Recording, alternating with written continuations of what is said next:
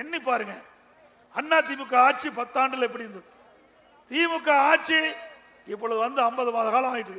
இந்த ஆட்சியில என்ன திட்டங்களை செஞ்சாங்க, அண்ணா திமுக ஆட்சியில் என்ன திட்டங்கள் செஞ்சாங்க ஒப்பிட்டு பார்த்து வருகின்ற சட்டமன்ற தேர்தலை எங்களுடைய வேட்பாளரை ஆதரித்து இரட்டை லட்சணத்தில் வாக்களிக்க வேண்டும் என்று அன்போடு இந்த நேரத்தில் கேட்கிறேன். நாங்க உரிமையோட கேட்கிறோம், செஞ்சோம், நெஞ்ச நிமித்தி கேட்கிறோம். ஒரே ஆண்டுல 11 மருத்துவக் கல்லூரி, அரசு மருத்துவக் கல்லூரி கொண்டாந்தோம். 7 சட்டக்கல்லூரி நான் கொண்டாந்தேன். கால்நடை மருத்துவக் கல்லூரி, என்ஜினியரிங் கல்லூரி, கலை மற்றும் அறிவியல் கல்லூரி, இப்படி ஏராளமான கல்லூரி திறந்து நம்முடைய மாணவ செல்வங்கள் குறைந்த கட்டணத்தில் உயர்கல்வி படிக்கக்கூடிய சூழ்நிலையை நாம் உருவாக்கி தந்தோம். ஒரு கல்லூரியாவது மருத்துவக் கல்லூரி கொண்டு வர முடிஞ்சதா? எதுவுமே இல்லை. எந்த பெரிய திட்டத்தை இந்த கோவை மாநகர மக்களுக்கு தந்திருக்கிறீங்க?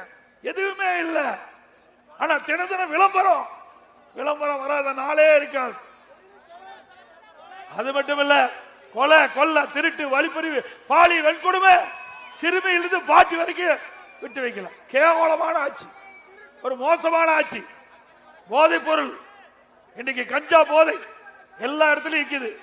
கஞ்சா இல்லாத இடமே இல்லை. இனிமே ஸ்டாலின் மாடல் அரசாங்கத்துக்கு பிறகு போதை மாடல் அரசாங்கம் வச்சிடலாம். ஸ்டாலின் மாடல் அரசாங்கத்துக்கு பிறகு போதை மாடல் அரசாங்கம்.